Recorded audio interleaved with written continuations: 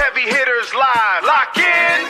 Yeah, we got the heavy hitters in the house tonight, dropping knowledge, making sure the future's bright. It's Mad Mike, Sports, and Jew Talk laying down the law. With the Don and 6MK, we breaking down each flaw. The stats, the facts, and the truth.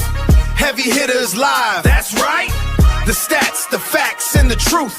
Heavy Hitters Live, let's go!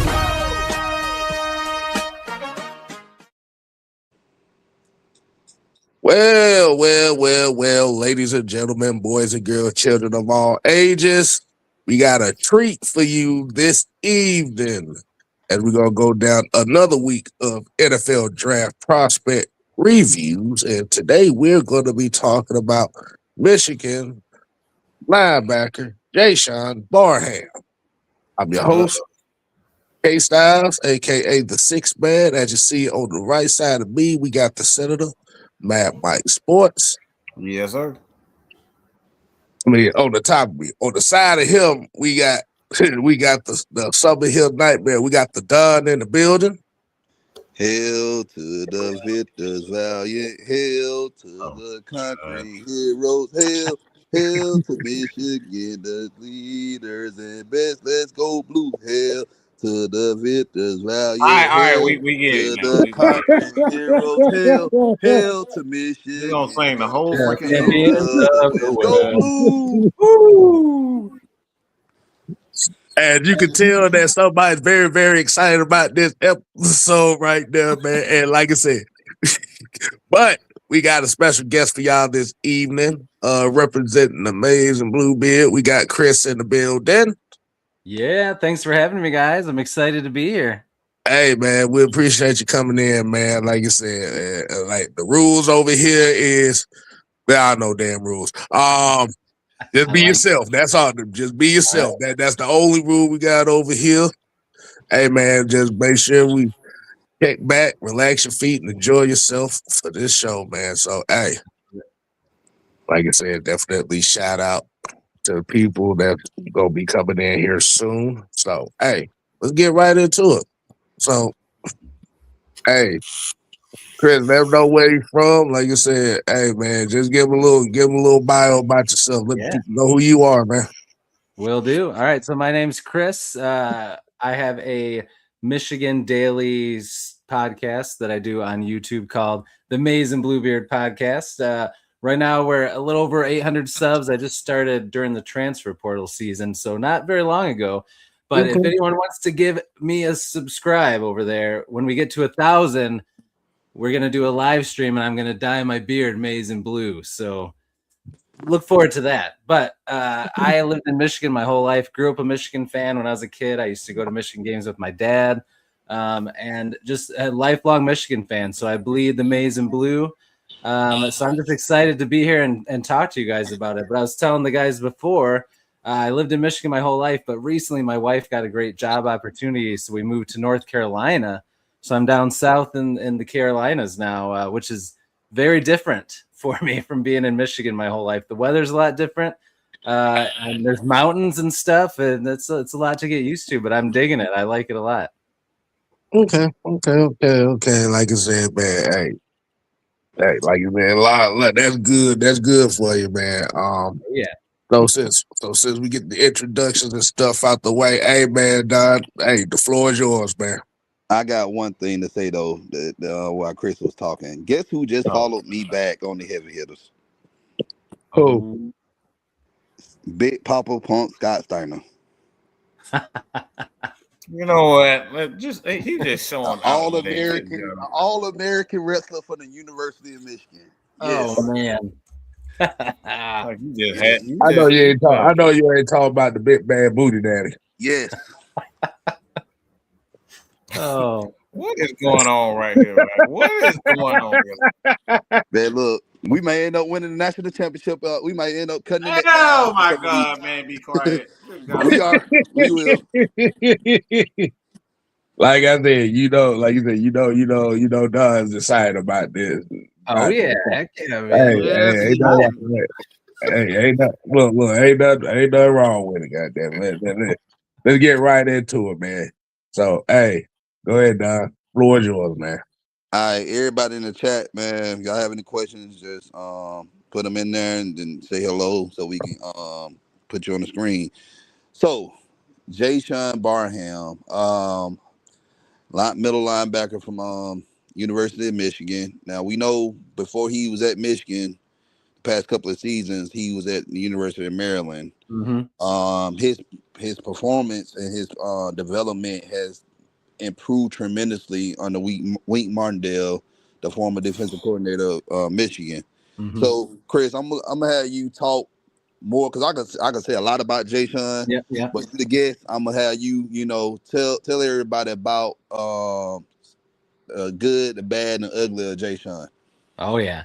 Well, I love Jaishawn Barham. He was one of my favorite players at Michigan, and like you said, he got better at Michigan, but he was still pretty good at Maryland. And I remember Michigan's games against him, really thinking he was good. So when they got him in the transfer portal, I was pumped. And he's just a great player all around. And side note, I'm a Detroit Lions fan as well. So I'm actually hoping he goes to the Detroit Lions because I think he'd be awesome to have there. But he's got three things that every NFL team would love, and especially in that position. So one, he's got speed. He's very quick. He's also got size. He's rangy, which is great for a linebacker or an edge. But the other thing I'll say he's got four things because there's one other thing that we'll talk about. But he's also got versatility because he played linebacker, but he also just played straight up edge, and they moved him around. And he did really good at both. But what I really love about him is he's got a mean streak. He's an aggressive dude. He'll rip people's heads off. But sometimes that can get him into trouble. If anybody watched the Ohio State game and you saw him headbutt the ref and somehow stay in the game, but sometimes his temper gets the better of him, but only on the field. When he's off the field, he's actually a good locker room guy, a good leader and stuff like that. But when he gets on the field, he gets mean and nasty. And so he's just got a lot of things that NFL teams will love, but he's off the field. He's a good dude. So he'll interview well. So I think a lot of teams are going to be really high on him. Okay. All right. That's a good snapshot of Jaishawn. I appreciate that. Mike, what's your thoughts, man?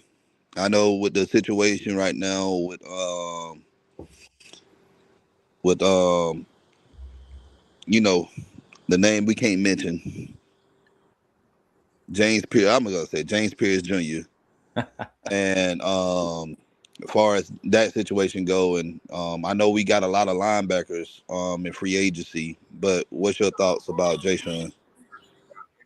Go ahead, K-Style. Let me finish something real quick. Go ahead.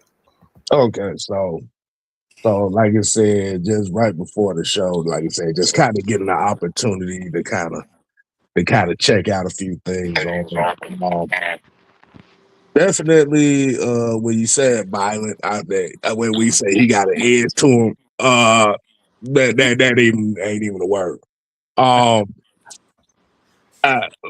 Like as far as that edge rusher type, he's basically like I said, basically the type of defense that a lot of the teams run. He is basically one of those linebackers that could translate well. Mm-hmm. Like I said, very aggressive, like that. I know everybody kind of clocks him with a 4.6 40 and all that stuff like that. Like, shut up. Well, nobody cares about that. Right. He's not running that far.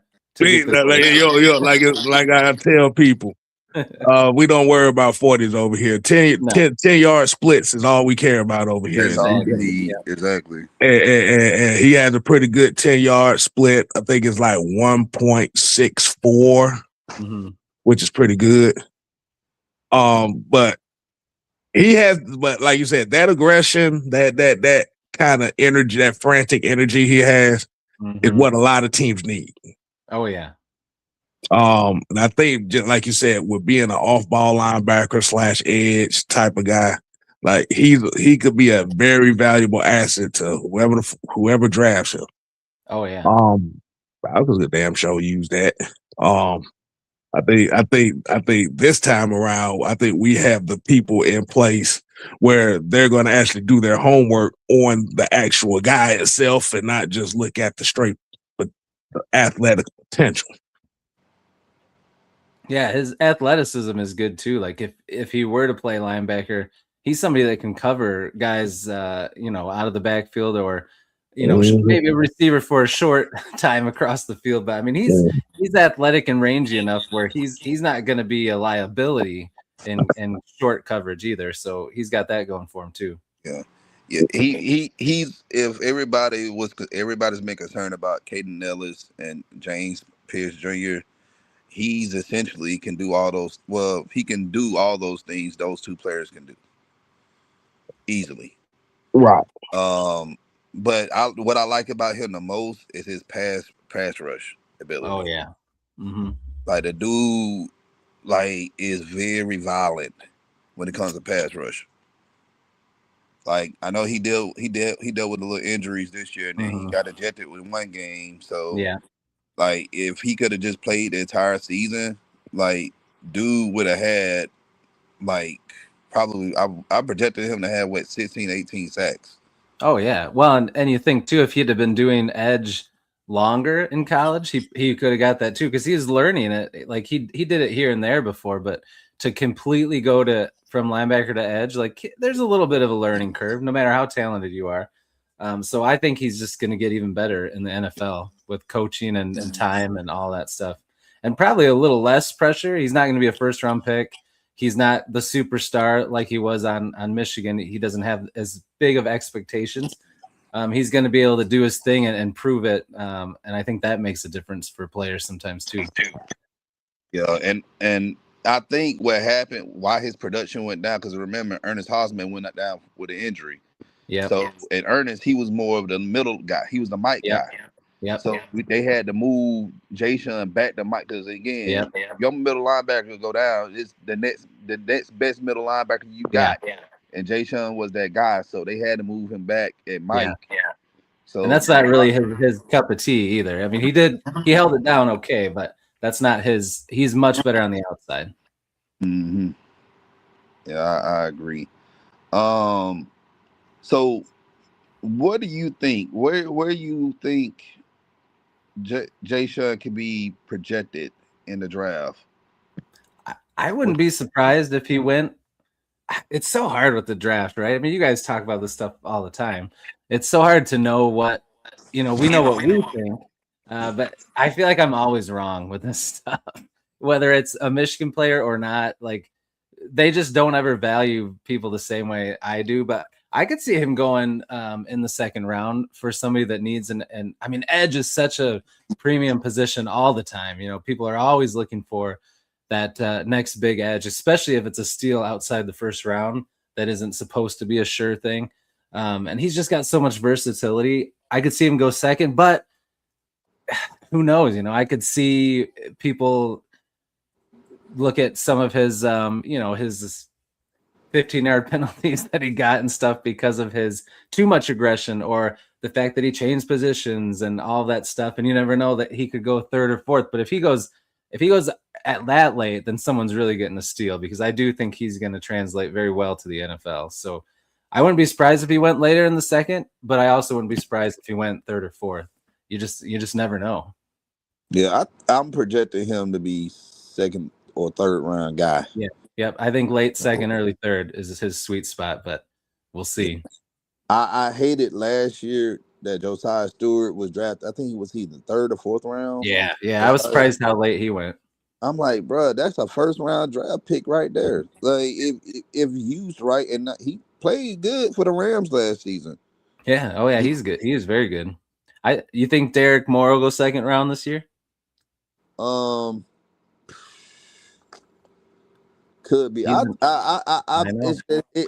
hurts. It hurts me, and I know I'm going off on a tangent right now. It hurts me. You're not going off on a tangent. Be quiet, man. No, stop. It hurts me because we just had our pro day, right? Mm-hmm. And we didn't really hear that much noise of any teams coming to scout. Yep. It's because everything was just such a mess the last couple of years. Just a scandal after scandal. And I know it makes people stay away. It kind of hurt a lot of these players that I think are really good, but people don't see them the same way because of everything going on and who they were being coached by. It's just kind of a bummer for them. And these kids was actually on the national championship team, so I'm like, right, yeah, these guys contribute. Yeah, these guys contribute. Rob Moore also he contribute to that championship team. Like Josiah Stewart last year, like the man. Remember the last snap Alabama did in that Rose Bowl. Oh yeah, Josiah Stewart was the one that caused the disruption. Yep. If he didn't set the edge in that game, bro, Miro would have ran off and there would have been a touchdown. We would have lost. Oh yeah, they did a great job setting the edge, for sure. So, what you think, K Styles? What round do you think Jaishawn may end up? I say definitely day 2. I mean, well, depend. I forgot how they do these rounds because like I said, day 2, second and third, right? Okay, so, yeah. I mean, they're always changing things, but I think that's still day 2. Okay, I see definitely that. It's a lot like if he doesn't go early second, and let's just say he kind of flies down the radar, probably third. He's probably going to be considered one of those hidden gem type of guys. Yeah, as that linebacker. I'm kind of looking at some stats from him and stuff right now. And yeah, he definitely would be a great fit for a team that has a defensive identity. And like you said, a definite team that has a lot of veterans. Not saying like you said, so not he saying doesn't have to be thrown in to the wolves, right? Right. And like you said, I think it's great for a lot of young players to be surrounded by a good veteran group, especially on a certain side of the ball they play for, because like you said, all they got to do is just insert him into that culture.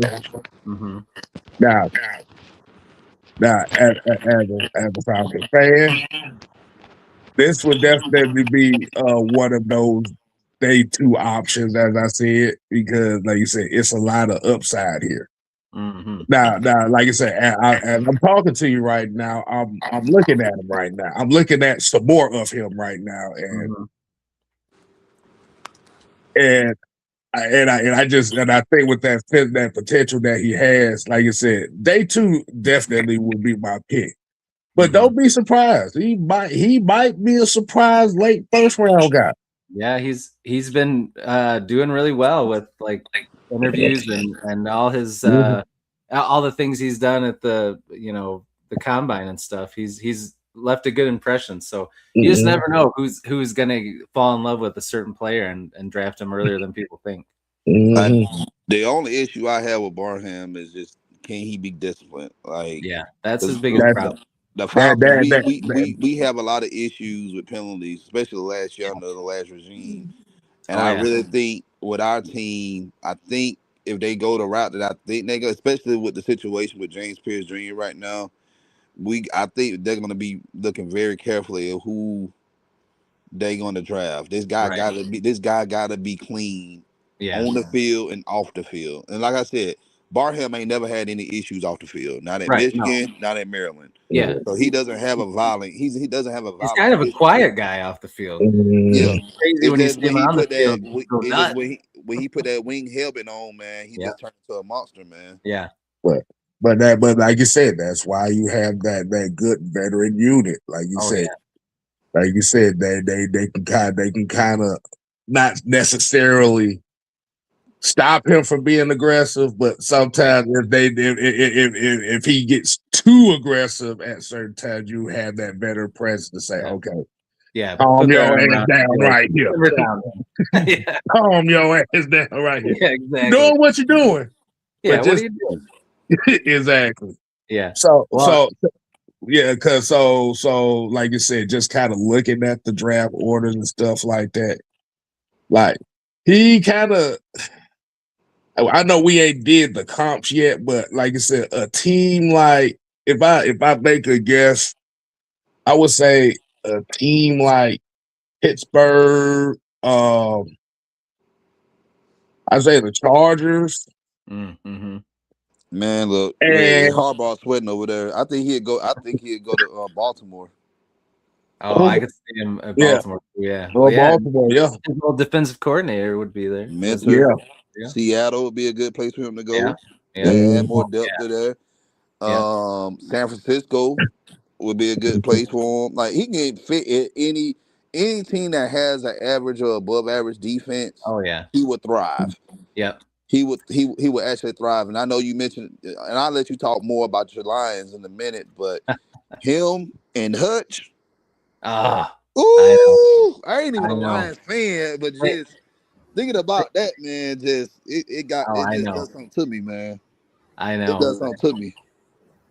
Well, and here's something interesting too. I'm actually talking about this in my video tomorrow for spring practice at Michigan. They've been interviewing a lot of players this week, and a lot of them are talking about the difference between under Sharon Moore versus Whittingham now. And some of the things they're saying are like, "Oh gosh," like they're talking about how there's a lot of more accountability now. Before, guys could just show up to team meetings and player meetings whenever they wanted, but now you got to be 10 minutes early or you're late.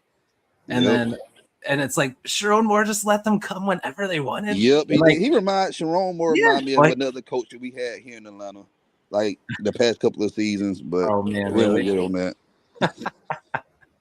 Well, and he would, if they miss class, they would still get to play and practice. But now, if you miss class, you don't practice or play. It doesn't matter if you're the star or third string. So a lot of his on the field stuff probably wouldn't have happened as much now or with Harbaugh. So you think if he goes to the NFL, that coaching staff's not going to put up with a lot of that stuff. I mean, maybe there's some places that will, but most places won't.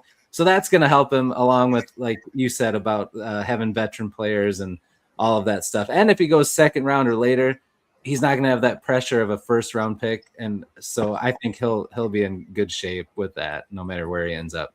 Most places, I'm sure we could think of some that wouldn't be a good fit, but overall, if you have a good coaching staff that's not going to put up with garbage, I think that will not be a problem long for him.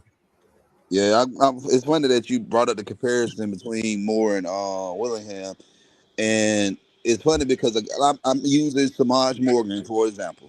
Yeah, dude. Soon as Willingham came, that dude left to go to He's out. UCLA. I'm like, but that goes to show you that are you serious about playing football and winning championships, or you just trying to have fun? Oh yeah. You can't have both. Yep. So a lot of the guys that I knew that was just playing around, because like remember, Samaj had in order to wear number 0 at Michigan, you got to have a 4.0. Mm-hmm. Got to. Yeah. And Samaj did that, but then remember in 2024, his grades dropped. Mm-hmm. So he saw the writing on the wall. Oh man, like this dude too tight, man. I'm about to get up out of here. And a lot of those players did too if they weren't draft eligible. Because Samaj wasn't going to declare for the draft, because if he did, he was going to go undrafted. Like the dude. Oh no, yeah, nobody's going to draft him. He can't catch anything. Yeah, he can't catch nothing. Like he made Running Bill look like a doggone all pro. Yeah. Oh wow. Oh wow. Mike, what's your thoughts, man? I don't know if you're done or not. As far as Jaishawn,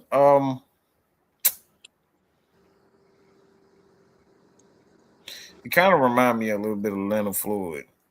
I see a lot of Leonard Floyd, obviously, because of his size, his quickness off the ball. And I'm really just finished watching. Haven't seen a lot of them, but it just reminds me of a young Leonard Floyd at Georgia. The quickness off the ball. He has to. What I like in my edge rushers they have good feet, and he kind of maneuver around those edges and the stunts and the twist and whatnot. So I like that. So he's going to be interesting. I don't know about a first rounder, but I wouldn't be surprised because he does have that athleticism that you want on the edge, especially with guys like Jalen Walker. I think Jalen Walker for Georgia, again, one of those guys with great feet. You can put him anywhere. And the other thing is with the athletes at quarterback position, guys like Jaishawn, they're definitely going to be not talked about a lot by a lot of these defensive coordinators because they want them for themselves. So they're not going to talk about him. So I wouldn't be surprised that he's that early second round.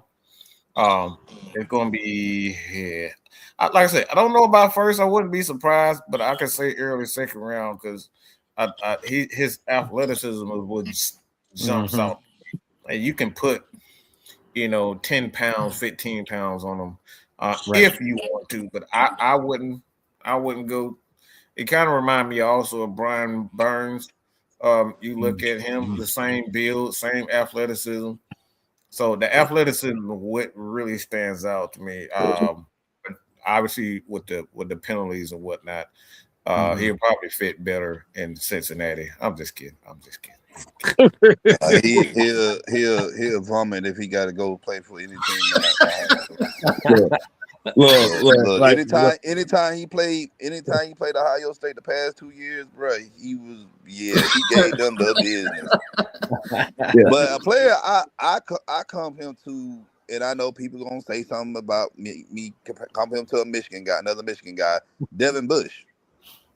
Like he reminds me more of a guy like Devin Bush, if you think about it, because let's keep it real, man. Like, he got the same size and athletic profile. And now I know you said Leonard Floyd, but remember when Bush was drafted, I believe he was also comped to Leonard Floyd, I believe.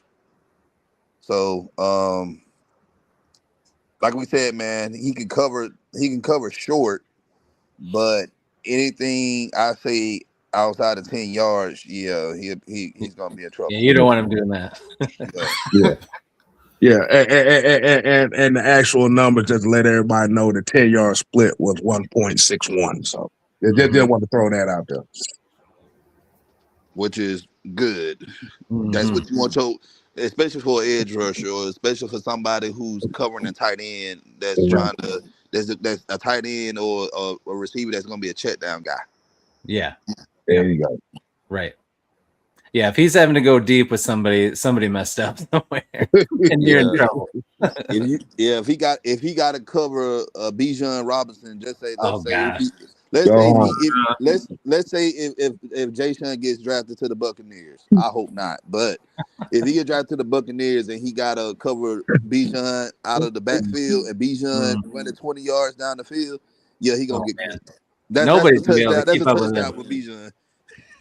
Oh man, you guys have some fun young players, man. I dig watching the Falcons. You guys have a fun young core that you're building. Yeah, I love the core. My thing is it was unbelievably frustrating. Yeah, I don't get offensive coordinator. I have no idea the route concepts really drove me insane this year. Oh, I bet, man. You guys had some funky coaching going on. That's for sure. Oh yeah, we did. Well, at least you knew. A lot of people thought we were tripping. Oh no, man! I with the offensive star power you guys already have, like it doesn't make any sense. Right. So I did some funky comparisons when it comes to Jaishawn. So pretty much what the notes I got right here. Like you said, the main thing they like to call him is a heat-seeking missile, right? Oh yeah. Yeah. So the top comparisons they have of him right now is Leo Chanel, Zach Bond, and Josh Uche.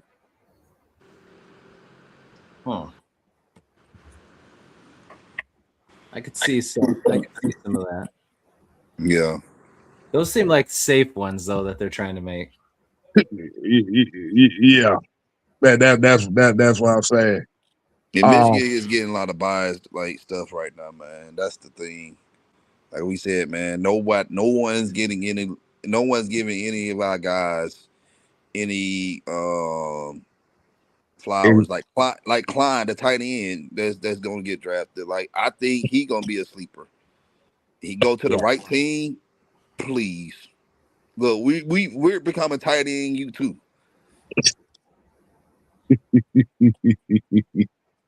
Yeah, Look I think look Coast at and Bonner. Look Bonner. Remember Bonner? Oh yeah, Barner. AJ Bonner.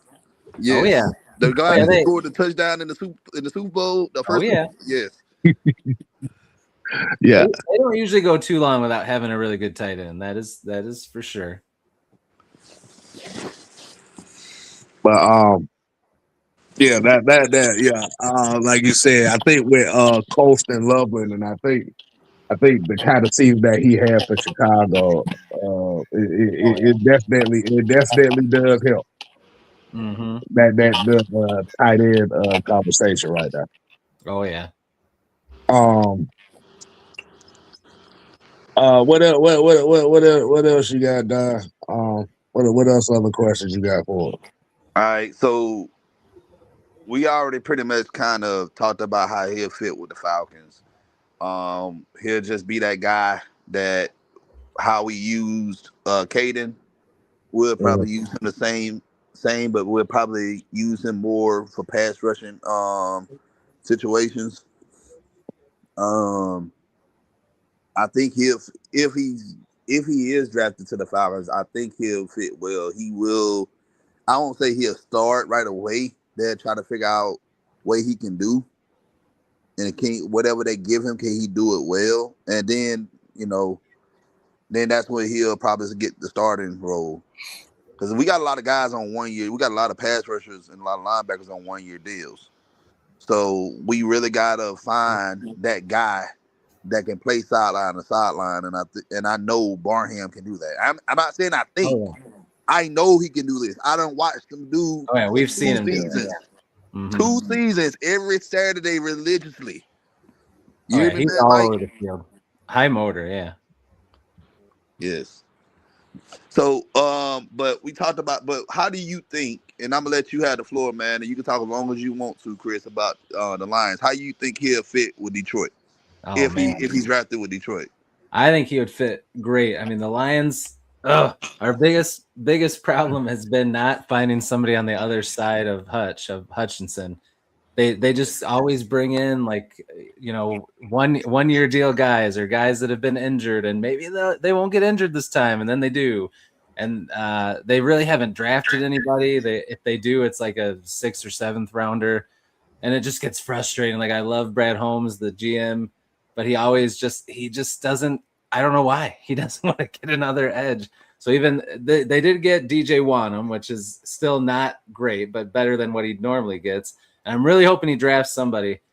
So Barham could be great for 2 reasons. One, because we need an edge, but also even if he played linebacker, Alex Anzalone left, so they need another linebacker. They've got 2 pretty good ones, and Derek Barnes and Jack Campbell, but I do think that Barham could fit in either spot, either being an edge or the outside linebacker and blitz from that position. I think he'd be a great fit there. And they like guys that have a little edge to them, but then are also good, solid dudes. So I feel like he would fit personality-wise with Dan Campbell and the Lions. I think that he would be a great fit, but I don't know. I feel like they never take, you guys know how it is. I'm sure it happens for you too with the Falcons. You have all these names and all these players. You think, these are going to be great fits. Hopefully they'll get some of these guys. They don't get any of them. They have their own plan. They get all these guys. Sometimes they get a guy and you're like, who? I've never even heard of that guy. So I don't know. We'll see what they do, but I really do think he would be a great fit. Most places, I think he'd be a great fit with the Lions because there may be a little pressure on him because Michigan fans know that he's pretty solid and they know that he can be a good edge rusher. So maybe there might be more pressure on him than other places, but still not a lot because people would know he's not a first-round pick, and they're not going to expect him to be a world beater day one. But I would love to see him go to the Lions. But if they draft I'll say this: if they draft an edge in the first round, unless he falls to the 3rd or 4th round, they're probably not going to draft him because if they drafted him later, it would be because of his upside and all of that. They wouldn't be doing it. They wouldn't go edge first and second round. So whatever they do first round, we'll kind of know. If they take a tackle for the offensive line, then maybe they will take him in the second round, but we'll see. I think y'all need to get. I think y'all first round draft pick needs to be that tackle from Georgia. Utah. Utah. I would love you like the tackle from Georgia. Yeah, Freeling. Okay. Well, because I think why you saying Georgia like that? Like, come on, man, Georgia. Man, shut up, man. I ain't said like that. I'm thinking. Hell, you did. We just heard you. Look, I didn't comp him. I know the Georgia guy gonna be top 10. I'm thinking like, I think the Utah guy will be top 10. Although there's 2 from Utah, I think they might have a chance to get. Oh man, what's the other Lotu or Latu? I think is the other one, but I think the other one I think is going to be top 10. So I don't think they'll get a chance for him. Maybe, but yeah, I think a lot of those linemen, offensive linemen, are gonna get. Oh, I picked think they're up real early. Yeah, but if they can get one of them, I hope they do, because we need a left tackle that can just be the guy for a long time. That would be awesome. Yeah, but if they're gone, then hopefully they take one of the best edges that are left. But we'll see. They never do what I want to do. I think what y'all need to go ahead and fortify y'all offensive line. Mm-hmm. And then, in a couple of years, y'all can make a decision on Goff. Oh, man. Goff is so tough. He's like, I love him. And sometimes I love him because he's a good dude. He's a great leader. When he has time and a clean pocket, he's lethal. But he's so unathletic. Like, the dude, if he tries to scramble or something, there's been times where he's running with the ball and he fumbles it off his own leg, or like, it's like, gosh, man, how can you make so much money and you can't run? It's just crazy. But I love the guy. So I really hope that they fix the offensive line, because exactly like you said, they need to, because when the offensive line is good and we can run and he has time, he's so good. But he's not somebody that can create something out of nothing. So they need a good offensive line.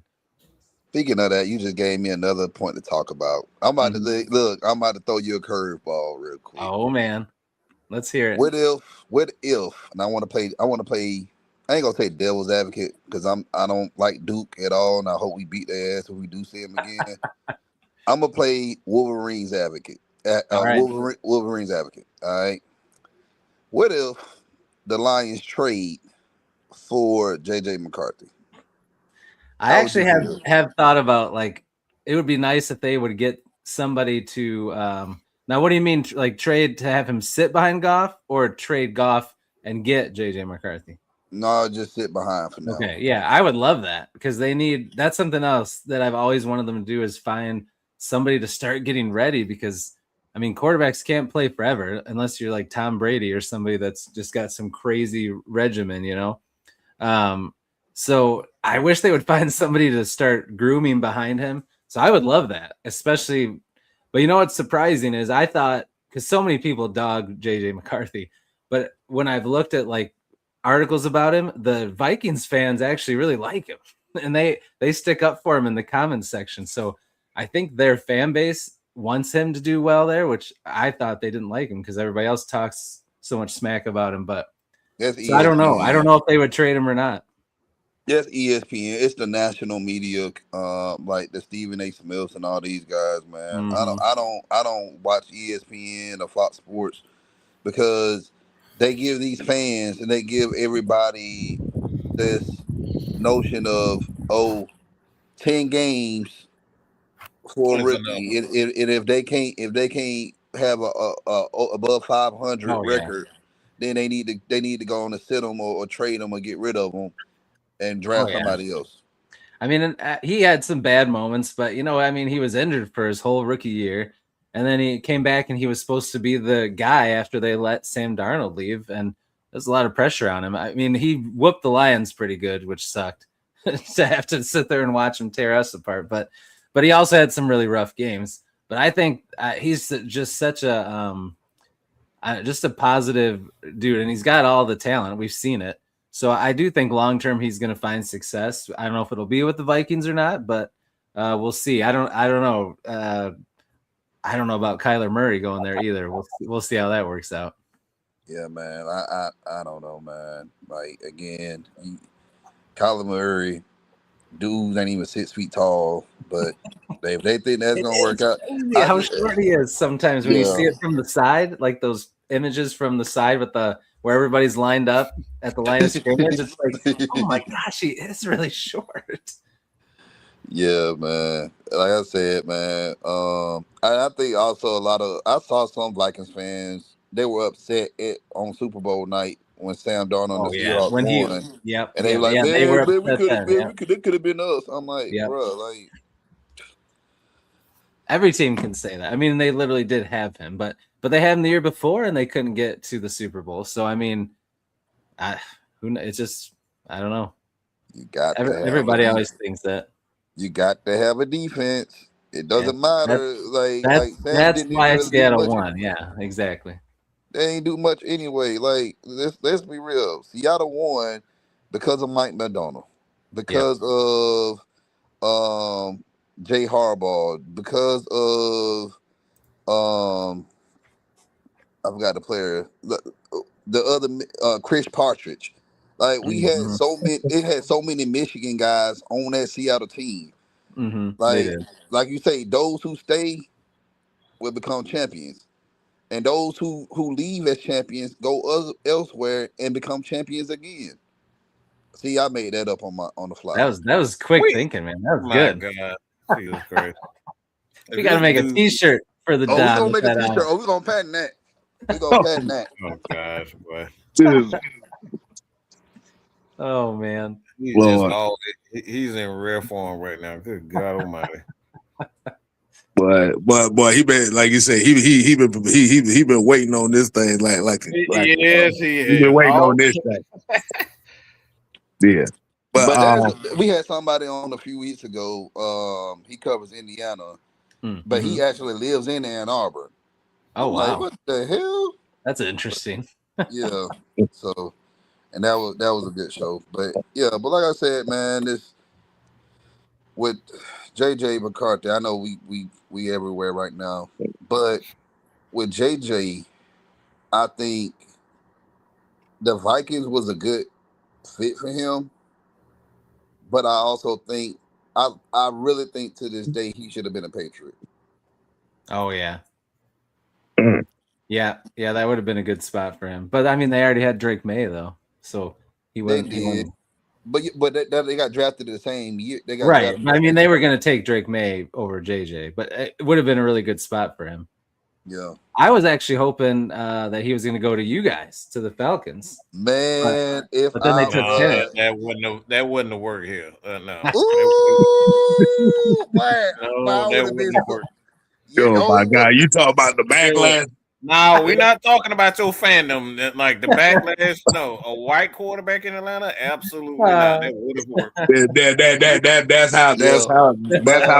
how deranged the Atlanta media is now. But they would have called JJ Matt Ryan Jr. Yeah, that wouldn't have worked. Absolutely. And not saying, look, we love Matt Ryan. We really do love Matt Ryan. We know that he's the best Falcon quarterback of all time. So, but it's other Falcons fans who think he's not. He was trash and all the other stuff. But hey, that's another story for. That's another. There's always pockets. Yeah. Mm-hmm. Mucho Grundy had a couple good things I want to answer that he asked about. Well, first he said that we got Bridgewater, which I'm glad they got Teddy Bridgewater back. But I mean, he is Teddy Two Gloves. He's a little up there, so he's not going to be around forever. But he is a good backup, and I actually really like them getting Pacheco. I loved Montgomery. I was bummed that he left, but I do like that he wanted to go somewhere and be the guy, and they were willing to trade him and let him do that. So, and he wanted to go to Texas, so he wanted to go back closer to where he's from. So I think that was cool that they gave him that trade and all that. So, but I like Pacheco, and he at first, he used to be a little more like Gibbs, but I think now with the wear and tear and the injuries and stuff, I think he is a little more closer to being more of a in between the tackles power type runner. So I think he'll complement Gibbs well because he's not he's not that quick, speedy guy like he used to be at first. I think he is a little more of a violent runner. So I think he'll go good with Gibbs. And he doesn't have to run a lot, which will be good since he's got a little wear and tear on the old body now. Mm-hmm. I think they'll pair good together. Mm. So speaking on that running back question, so how did you feel about the Jahmyr Gibbs draft in general initially? Because like I said, I know a lot of fans didn't think that they was going to pull that trigger that soon. Yeah. Well, so I didn't mind it as much as other people because I actually really liked Gibbs. I really wanted actually to get Bijan. He was my favorite running back in that class. So you guys got an awesome running back, but Gibbs was my second favorite. So when they got him, I was like, sweet, but that seems early. Because really the same issue that Lions issue a lot during this run has been defense and people getting injured and not having a lot of depth and not having a lot of stars on defense. So really we wanted them to get a defensive player that early. But then you find out later that other teams after the Lions were going to probably take Gibbs. And now you see why, because he's amazing. But I was surprised. I thought they were going to maybe get him in the second round. I didn't think he'd go that early, but he proved that he was worth that early pick. That's for sure. Yeah, I agree.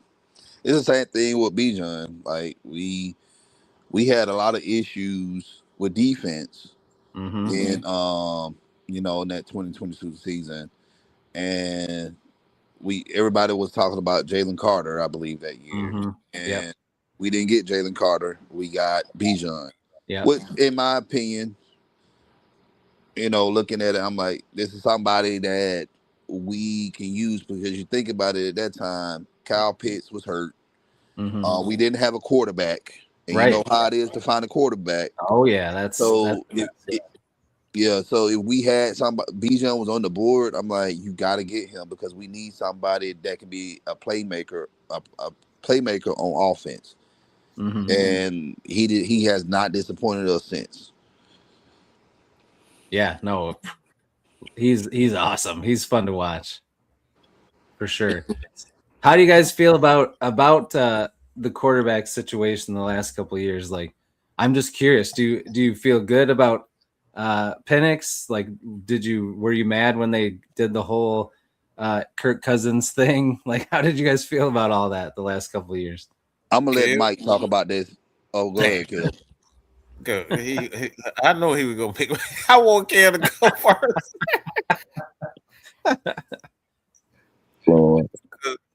Do you want me to go first? I gotta put you're the star. We're gonna give you the star. Oh, what? Okay? Oh, what the hell? The quarterback position. Me personally, I believe Michael Penix does have the necessary tools to be that guy down here. I think we had just talked about how hard it is to find and sustain a quarterback in this league. Quarterback position down here in Atlanta has been very, very turmoil-ish, as to put in the correct term of it, just for the fact that, like you said, it's not no consistency. But I think by having the regime change and kind of like having the guys that's in the uppers, like you said, with the Ian Cunninghams, and like you said, you having the Matt Ryans, and like you said, understanding, okay, we have to build this team from the basics aspect of it to make the quarterback position transition a lot more smoother. Right. And I think that's what the problem was with the quarterback position the last 3 or 4 years. Is we didn't have a plan. It wasn't a plan. It was like, okay, we got the star quarterback. Let's make him into a star now. Yeah. Yep. And that's one of the worst things that you could do, especially if you have a franchise that really doesn't have a identity. Now I'm gonna use the Lions for an example here. before 2021. Oh, some dark days, my friend. But you see what I'm going with that. Before Oh, yeah. 2021, it was going down that road of trying to figure out, okay, what the hell is the Lions team? Mm-hmm.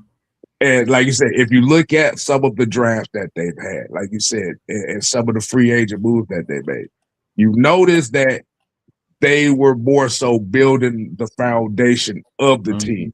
Yep. Which gave them the opportunity to say, okay, I'm going to trade Matt Stafford. We go, like I said, that Matt Stafford trade brought in a lot of great players. Oh, yeah, it did. It was, for sure. And like you said, and all those players that they used were foundational piece players. Mm-hmm. So, like I said, I didn't think Jared Goff was even going to be in the conversation that he's been in the last 3 or 4 years. I know. I thought he was just going to be a bridge while they sucked for a year or two and drafted somebody. But never underestimate what the power of like a people wanting you, right? Campbell and Brad Holmes believing him and wanting him after he got discarded. Like, it turned his career around. I think he's played great. I mean, because Campbell has a more of a balanced game plan than and personally, that makes a big difference too. I love McVay, but McVay sometimes can be stubborn and arrogant. And when it's stubborn in his ego, he'll just throw the ball 80% of the game. You know, right? So again, Goff, he plays well when the game plan is balanced. Yep. Oh, for sure. So I agree. But as far as what they did with the Kirk Cousins thing, the whole Kirk Cousins big contract and then drafting the quarterback the very same offseason was the main thing that told me that they didn't know what the hell they had. They didn't know what they were doing. Right. Yeah. Yeah, that's not something you usually see happen, right? Mm-hmm. Didn't make any sense. It didn't make any sense to me because my thing is why spend that much money on Kirk Cousins if you plan on drafting the quarterback? Oh yeah, that was that I didn't get that, and in my opinion, I think they were using Kirk or whatever. Well, Raheem Morris is kind of using his connection to Kirk Cousins to kind of win over Arthur Blank, and I think that's the thing. Those types of things when you try to win over your owner, instead of just coaching, it said a lot to me. That was a desperation move because you knew that the Atlanta Falcons were desperate in getting a quarterback, obviously because of the Desmond Ritter. I always want to say Tua Tagovailoa, but the Flying Hawaiian. Marcus Mariota. Yeah. I always get those two mixed up, but those guys, like we knew what it was with quarterback position. I think he knew the Atlanta Falcons were desperate for a quarterback, so he talked them into that Kirk Cousins nonsense. They could have just drafted Michael Penix and did it the proper way, but when you have guys like Rich McKay who just wants to be in charge of things and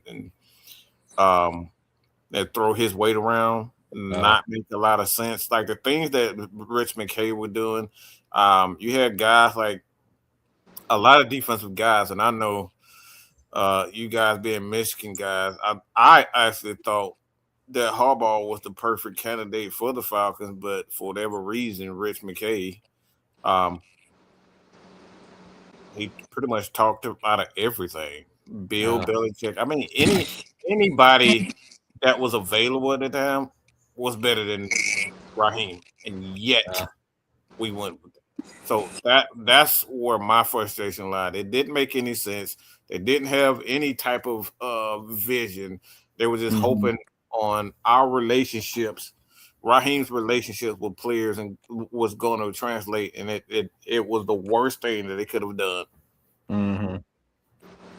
No. Yeah, you gotta think that off season alone, you pretty much invested almost over $200 million in a quarterback room.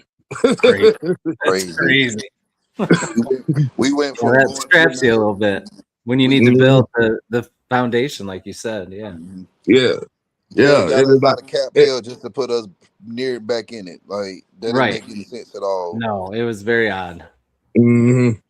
Like you say, it's one thing if your $200 million quarterback room consisted of a guy that was worth that. Mm-hmm. You literally split that.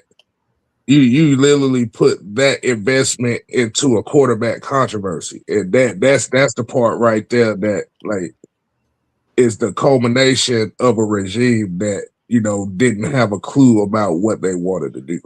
Right. That's not. Look, that's like I'm gonna throw some lines history here. That's like that's like throwing $200 million for John Kitna and Matt Stafford in the same offseason. I'm just Right. Yeah. it's like, wait, what? Oh man. Hey, Matt Millen, he probably would have paid John Kitna what you guys paid Kirk Cousins. Man, Man, as many wide receivers y'all drafted in the first round, they ain't no damn surprise. I know, right? Year after year after year. Oh man. Charlie That was Rogers, insane. Mike Oh. Williams, and who else? Roy Williams Roy Williams, yeah. and Calvin Johnson was the one that panned out.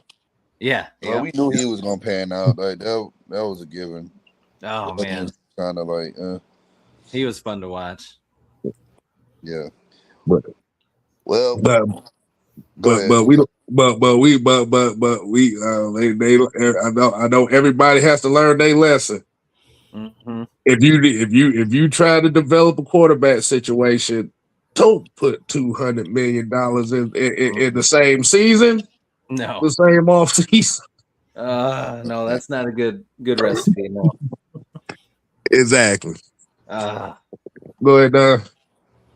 Okay. Now we'll just segue into another topic. So, guys, y'all are in for a treat now because I'm about to ask a question that I've been wanting to ask on this show for the past since I've been on here. All right. So we always ask people from other teams who's their favorite player. All right. So this is the first time I get to ask. Oh gosh. Everybody on the panel got to participate in this. Who is your favorite Michigan Wolverine player? Lord. And everybody in the chat, I need y'all fill it up, man. Tell me your favorite Michigan Wolverine player. So of all time. Of all time, man. You give me three. Give me three. Give me your top three. You got time. Lord Jesus. I'm not doing that. I'm just gonna say Desmond Howard when I'm getting it over with. All right, that's who I watch. Man, whatever, man. All right. I'm serious about that. I like Desmond Howard. That's it. Me too. Oh man. So three. Okay. Well, my number one easy go-to right away is Charles Woodson because I loved Charles Woodson and what a time that was with 97 and the Rose Bowl and the national championship. That was a good time. I was just a wee lad. A cool story. I remember watching that when I was a kid with my dad, and then when Michigan won the national championship the last time, I watched it with my son. So that was kind of a cool thing. He was the same age I was when I watched that in 97 with my dad. So that was a pretty cool moment. But Charles Woodson, I remember being at a game once, and I had these binoculars. I was probably like 10 years old, maybe younger than that. But I was just watching him when he was covering guys. And I remember I thought I was so cool because I was watching it with my binoculars and the quarterback threw it to the receiver and Woodson picked it off. And I saw it through the binoculars. I was like, oh man, that was so awesome. Should have went and had my dad play the lottery or something that day. But Woodson for sure. And then I actually probably would say Desmond Howard too, because when I first got into Michigan football, I was watching teams that Howard was on, and I loved his corner of the end zone diving catches. Me and my brother would play catch in the yard, and a car would drive by. And you guys probably did this too when you were young. It's like, it could be scouts. I'm going to go corner the end zone. Throw it to me. I'm going to dive. When it's just probably some mom bringing her kids to soccer practice. It's no scout. And I probably dove through piles of dog crap a million times too. But, so those two are easy. And then the third one's tough. That is tough. There's been so many fun players through the years, man. Gosh, I want to say probably I'll have to go recently. It'd be a toss up for 3 and 4 between Hutchinson, mostly because he also went to the Lions, but I loved Blake Corum, the muscle hamster. I loved Blake Corum, man. I really wanted the Lions to draft him, but love Blake Corum. So those would be my 3 plus Blake Corum. Okay. I guess I'll go next. I'll participate in this because I had to bring up a list of a lot of players, so I made sure. I would say my number one, and I'm a Trench guy. I'm about to say Steve Hutchinson is number one. Yeah. Yeah. He was good. He was good. He was on that he was on that 97 championship team. Yep. Steve, like you said, Steve Hutchinson, like you said, one of the best guards in the NFL for a good period of time. Yeah. Ty Law is another one. Oh, I love Ty Law. I love Ty Law. Yep. I love Ty Law. What's up, Goat? Go Blue, man. Go Blue. Name Goat since Yost. I love that guy. Yes. They don't even know who Yost is, but whatever. We know. Oh yeah. And I got one more. It was kind of a toss up on this one, but I'm gonna say Chris Perry. Oh, I love Chris Perry, man. I love Chris Perry. That's my Perry was I had the jersey. Are you okay? I had the jersey. He's having a heart attack over there. Yeah, I know, because I know he didn't really pan out in the NFL like a lot of people thought he would. But I know because he got drafted by the Bengals, right? Yeah, that was like right. Cincinnati. He was the 23rd pick. Yeah. And that was right around where Rudy Johnson was still there. So it was like he was supposed to have been kind of like the Thunder Lightning combination. Yeah. But he was supposed to have been the guy that because remember they got rid of Corey Dillon. And Chris Perry is supposed to be that Corey Dillon for them. And it just never panned out. They ran him to death at Michigan. By the time he got to the NFL, like his legs went up. He did. He was a bell cow for sure. Yeah. Oh wow. Because we had Navarre. We had Navarre as our quarterback. Navarre was okay, but yeah, he was solid. I gotta shout out John Boy in there. I like what he said there. One thing I'll say about Michigan fans, they aren't nearly as insufferable as Ohio State fans. Yes, we're not. I hate everything about it. I'm not even a Michigan fan, but I hate everything about Ohio State. You talk about I was about to say Jabril Peppers. I'm surprised. I love the Peppers too. Yeah. Yeah, Peppers did. Like I said, I'll name a couple more just to see how y'all go with this one. Another offensive lineman that I did like was John Jansen. Oh yeah, great. As you already hear, like I said, I'm a Trench guy, my damn self. I like the line of scrimmage. Let's see, and one more. I'm gonna give y'all one more. The motherfucker, the dude that had a lot of problems, and I'm not talking about problems off the field, but he played angry. And that was Taylor Lewan. Yeah, Taylor Lewan. Yep. Yeah. He was. Because I look at those teams. I look at teams like Michigan and stuff like that, and I know a lot of the skill position players that people love, but like I said, it's that trench play football that is like something that you want to see your college football team have. Oh yeah, we're O-line U, by the way. So like we pump our offensive linemen, and as a matter of fact, Taylor Lewan, that was one of the guys I wanted the Falcons to draft, but we ended up getting Matthews that season. So, hey, it's fine. Matthews still going, and Lewan, he doing the podcast right now. And Lewan had a great career in Tennessee. So Yeah. So I know Mucho said Jabril Peppers was good. Mike, he brought up Jabril Peppers. What are some other players you like, Mike? Nobody. Nobody. Nobody, baby. Man, you ain't like Jay Philly? At least Jay Philly. Come on now. Why would I like Jay Philly? He's a kicker. He played for the Falcons, though. That's not exciting to see him kick field goals. Falcons legend right there. Exactly. He's a legend, of course, but that's not, I didn't want to see him doing on Saturday. I had a Jay Philly jersey, Falcon jersey. I ain't even gonna lie to you. This man said a Jay Philly. I sure did. What possession to get a because he's a former Michigan man. That's why I wanted to support him, and he was on our team. So okay, all right. I don't even know why I asked that question. I should have just. I'm trying to figure out why you asked it to begin with. But if you ain't got no other players, I guess I go. It's kind of hard to pick just 3 players. It is, isn't it, man? I know. There's a lot you got to leave on the cutting. I got one. I got one. Tom Brady. How about that? There you You go. don't even like Tom Brady like that. I'm just. Of course, nobody in the Falcons space gonna say anything good about Tom Brady. So. Tom Brady. Well, I'm gonna go. It's just kind of hard to just do 3. 3, okay, not 10. All right, so I'm not putting it in any order because I can't just rank these guys. They all Michigan men, so they all number one. They all number one in my heart, man. They all number one in my heart.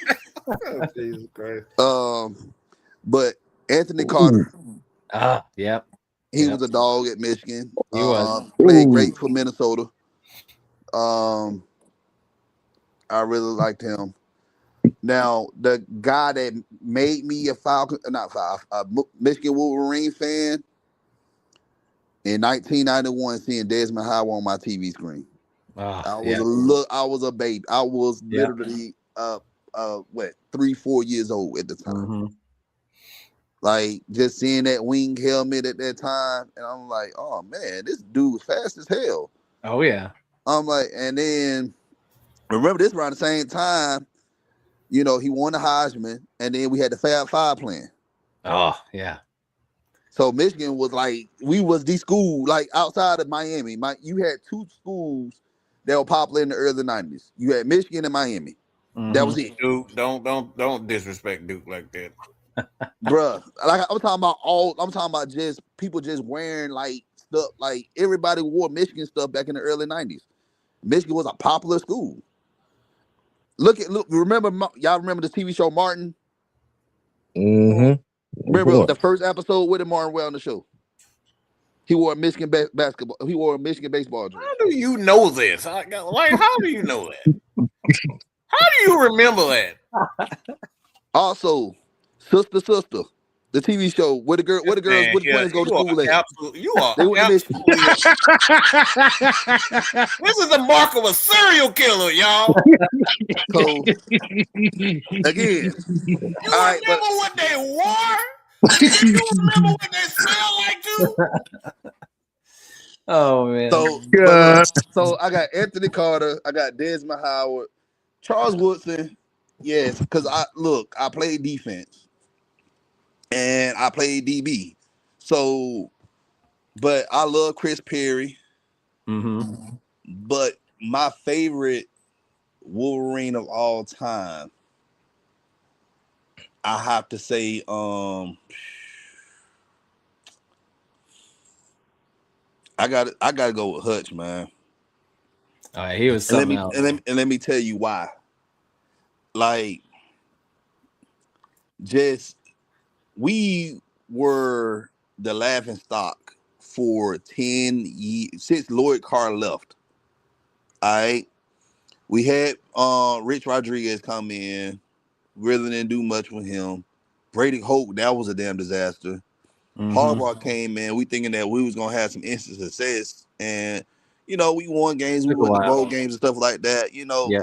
It took him time, but after COVID, that 2021 season, man, that dude just again, his goal was he wanted to win the national championship, but let's be real. Our ceiling that year, I was happy that we beat Ohio State and we won the Big Ten. Same. I'm like, look, we ain't seen this in a minute. So anything after that was just icing on the cake, right? yes. And then my honorable mention is Blake Corum. That dude said that he was gonna bring a national championship to Ann Arbor, and that boy swore on his life. Oh yeah, he did that. He did that. He did. And I know I'm quoting Jim Harbaugh. He was on the podium when we won national championship. We did that. He did that. Like he stood on business. Yep, he did. One more running back we gotta both agree is a legend at Michigan for what he did on the field, but also for what he said after a certain Michigan State game. We gotta talk about Mike Hart. Oh, Mike Hart. Oh yes. Oh yeah, saying the little brother thing, and it's still to this day, Michigan and Michigan State basketball, doesn't matter what sport it is. You see fans going back and forth with the little brother thing. So I mean, that's he's a legend too. But you got to think about it. They always gonna be little brother. Like how many national championships they got? How many wins they got? We're the winningest team in college football. No one has more wins than us. We stand alone. That is true. We stand alone.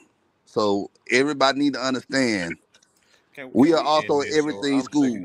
I'm sick of this. I'm sick of it. So, but one more question before we leave. One more question, and we done talking about Michigan football. Don't lie to these people. I do want to talk about Michigan basketball for a second. Oh my God.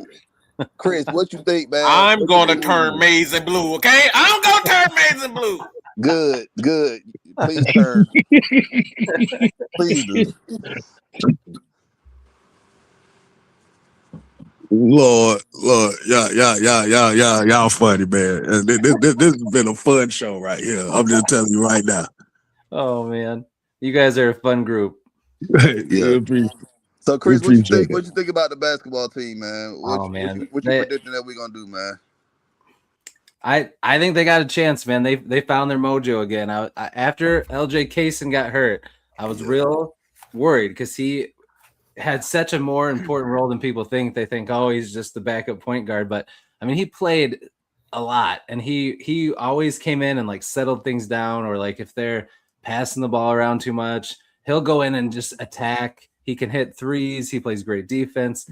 And I think they struggled for a little bit trying to figure out how to replace him. But I think they finally figured out you can't replace him because there's nobody else like him on your team. You just have to play different. And they kind of found it again in the tournament, and they're looking really good. I think what they have, like a secret sauce that they have that a lot of teams don't have, is how much they love to play together.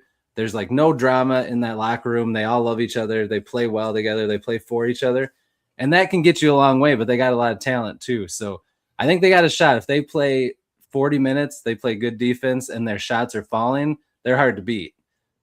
It's just when they start beating themselves by not making free throws or turning the ball over or being lazy for half the game, then people can catch them. But they got a shot if they keep it up and they keep playing the way they're playing. But there's a lot of good teams left too, so we'll see. I've been waiting since. Look, we haven't won a national championship in basketball since '89. They should have that year with Trey Burke, man. That Louisville block. Oh, you talking about against Louisville, man? You know I was feeling sorry for Kevin Ware. Then they got their national championships taken away from them. So I'm like, dang, y'all just gave it to us. I know, right? Come on. but man, I don't want something given. I want to earn it. No, that's right. They got to earn it. So I think, we got a good shot. We got Alabama coming up. It's funny that we're number 1 and they number 4. It reminds us of the Rose Bowl a couple years ago when we beat them in football. But hey, again, I think if we can get past Alabama, we'll see who we play in the Elite Eight. And I honestly think, man, the only team I think that probably standing our way, honestly, I say is Duke. Like, they already beat us once, so we know they're a tough matchup for us. So and the play call and the calls in that game was kind of sus, with the refs. So refs are bad every game for everybody. It's just inconsistent refereeing and everything, right? Even NFL, college, it doesn't matter what. It's just that's the problem we got across the board in sports. It's never super consistent, but. The only thing I can talk about bad about Dusty's a great coach. He is. But the only thing I can say about him is he got to understand when to sub guys in and sub them out. Like that's one of the things. Cause like you be seeing the guys, especially the big guys, that get tired easily. Oh yeah. You got to pull them out for a couple of minutes. Pull them out for 2 or 3 minutes and then put them back in. Oh yeah, for sure. Yeah, it's hard. It's hard to know when to pull guys out and when to. Sometimes he does really good. Sometimes he does struggle with that. That's a lineup right there. We have had some good players through the years. Yes, we did, man. Yes, we did. Do you guys remember what Goats since Yost is talking about Kevin Ware's injury? Do you remember that? What he's talking about? Oh yeah. When he came down after that shot. Just and just leg in half. Oh, not see. I try to not think about that. There's some cringe, like I said, leg injuries like that, boy. That is like cringy to me. Oh, me too, man. Me too. There's a lot in the NFL this year too. Yeah, you just don't never know when things. One bad play, can mess up everything. And Goats, since Yost, man. Hey, man, what's good, man? Hey, if you new watching us, man, make sure you subscribe, man. Look, I'm a Michigan guy. I'm gonna always throw in some Michigan stuff on this show. So I hope I see you again, man. But yeah, he's right to the reaction of the bench players too. So they were. Oh yeah, that was rough. Yeah. Who's your guys' college teams? Obviously, ours is Michigan, but. Who do you guys pull for in college? I'm Georgia Tech. Okay. Hey, you guys, that's pretty awesome. I'm kind of looking forward to watching them next year. Oh yeah. Like I said, we just with Buster Faulkner going down to Florida, it's just gonna be interesting to see how this offense. Oh yeah. How is this offense gonna change a little bit? Like I said, Buster Faulkner going down to Florida. Like I said, we're bringing in like you said, Justice Haynes. Not Alberto Mendoza is going to be very interesting. I know a lot of people looking at that as a big threat. See that too. Mm-hmm. I'm interested to see that. I'm just interested to see what this offense is going to be. Is it going to kind of stick with the whole RPO style, or are they going to kind of implement a little bit more of a traditional style here? But it's going to be fun. It's definitely going to be fun to watch. And Mike is a Georgia fan. So he does. In basketball, he like Duke. He like Duke basketball, but he pretty much root for all Georgia teams, really. Okay. Yeah. He root for Michigan sometimes. It just depends who we play. I root for who? You root for Michigan sometimes. It depends on who we play. Oh, that's news to me. Only if they play someone you need to lose, right? Oh, I just like seeing Georgia fans suffer. So he might have a point there. I like seeing Georgia fans. I'm a Dogs fan, but Georgia fans are insufferable. They won those 2 national championships. They won the 2 recent national championships. And now everything has to be red, black, and white. Like, good gracious, man. We better than this. We better than Michigan. I'm like, bro, y'all got 4 titles. Like, y'all got to catch up to us. Y'all got 8 more to go. Come on now. And then they be Y'all like, have been around since Jesus. Why are you saying this? but don't I was people still waiting read the for Bible? that. But isn't the Bible still relevant? He's Isn't the saying Bible that. still relevant? Isn't the Bible still relevant? I get it, but you Okay. leaving out a lot of context, Don. Okay, All right, this context our is important. this our last thing, and we're gonna let Chris go for the night, man. But all right, so you've been to the big house before, because I haven't been yet. I've been to a Michigan game when we played Florida in the Peach Bowl back in 2018. nice. Yeah, it was nice experience, but it wasn't a good game for us. But No, that's true. yeah, but I'm trying to go this year or next year. It depends on this TSA thing. Things don't look promising of me flying nowhere this year, man. I'm just gonna be honest with you. Oh yeah. But mhm. So when you go to the big house, what is the atmosphere like, man? I want you to like tell everything about it because they need to know, and I feel it through the TV, but I know it's different in person. Oh yeah, it's crazy, man. It's just from the first time you walk in, you even though I've been there before, when you walk in and you just see that mass of humanity, like it's insane how many people are in there. And just the buzz in the air. And then when the game starts, like every time something good happens or something bad happens, just the reaction of the fans, it's so loud. And you just get swept away in the moment. It's pretty awesome to be in the middle of something like that and just be part of something so much bigger than you. It's wild, man. It's nothing has compared. I haven't been to I haven't been to Ford Field, but I used to go to the Silver Dome all the time where the Lions used to play. And that was so different going to a Lions game compared to, and that even back when they had Barry, when they were decent, but it was never the same as going to a Michigan game. It's just something else. And I actually haven't been to a Michigan game probably for like 5 years. I go to the spring game every year, but that's not, people aren't going crazy at the spring game. It's not the same thing. So I got to get back there now. Like I really want to go to a game this year or next, like you said, with Whittingham era starting off and just this renewed like excitement. I'd love to go to a game and see what it's like now because it's been a few years, but it's something else. That's a lot of people in there, and it's wild. It's the largest stadium in the Western Hemisphere.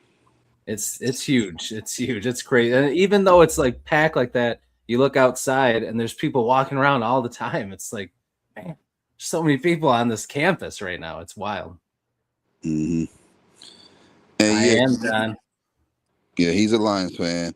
So and you ain't been in 5 years, so you haven't even been when they installed the new lights, the blue, amazing blue light. See, yeah, I want to go to a night game. Night game, me too. I went to a night game when I was a kid, which they randomly would play night games sometimes, but it was always against teams that weren't that good way back then.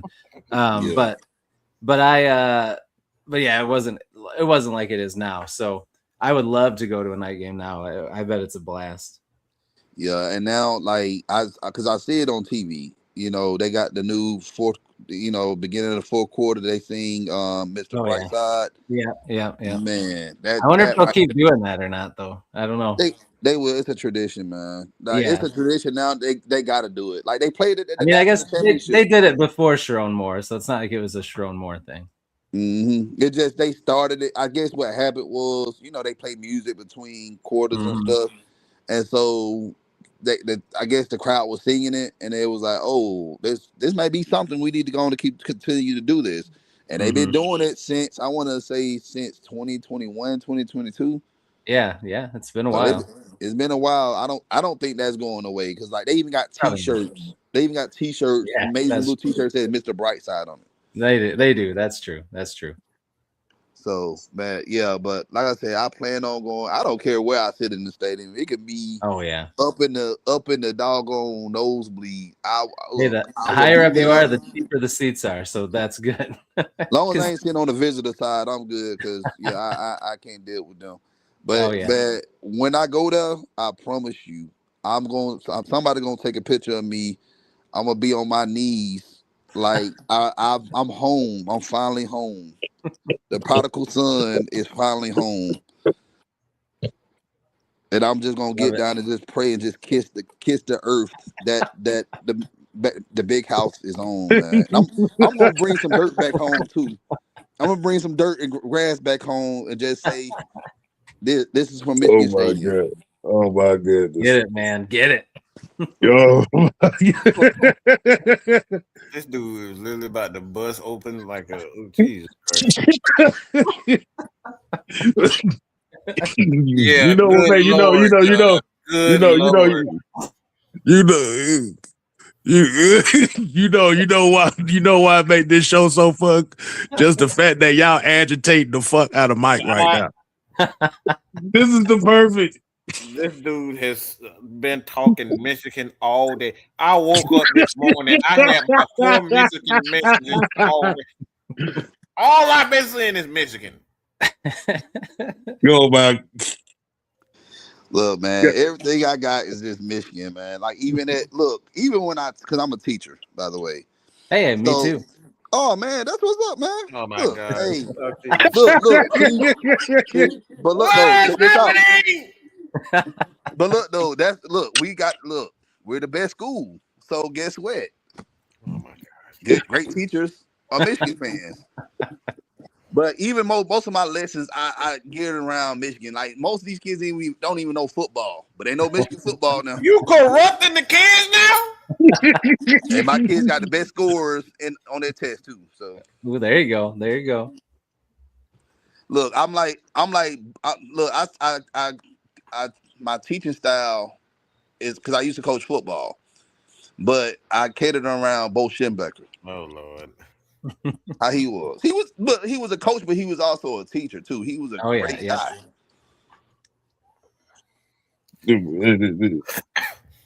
This is hilarious. I don't even know what to say no more. I just did not know a human being can connect everything to one school. I just didn't think it was possible. Well, look, we have astronauts. We had the president of the United States. Like we done done See everything. what I'm talking about? This is insane. Oh, Somebody, I'm look, sorry. I'm sorry somebody- you hear me laugh too much, but this is hilarious. Like everything, he got everything connected to it. Like, oh, good God. the person who assassinated William McKinley, one of the presidents of the United States, he attended Michigan, but he dropped out. I think Don said this is payback for you. Payback, I didn't do nothing to him. I'm the one who need to be paying him back for Michigan all of my DMs and messages and conversation, like everything. All right, Mucho got a question. Tell us, are you a Michigan fan? Look, I told y'all I'm a Michigan fan because of Desmond Howard, but I'm not from Michigan. I've never been to Michigan yet. I will go soon, very soon.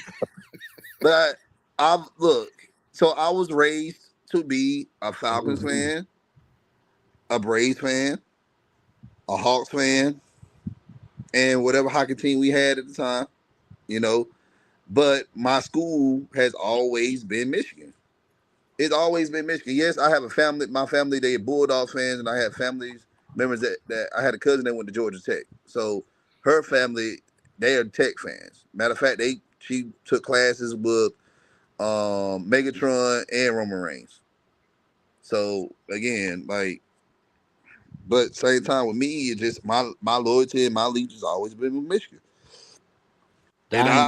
Goat's got a great comment down there for you. You should do that when you go to the game, and then you can show it off in a video. He said there's usually a table or booth where you walk in.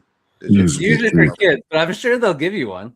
Oh, you they get a My give me First one. U of M game. If they don't, I'm gonna call up there and see. Now, if they don't, I'm gonna bring one of my kids there. Cause look, my kid, I raised my kids Michigan fans, but my oldest son, he live in Alabama, so he converted to be a Bama fan. He go to school there now. Well, he taking dual credit there now.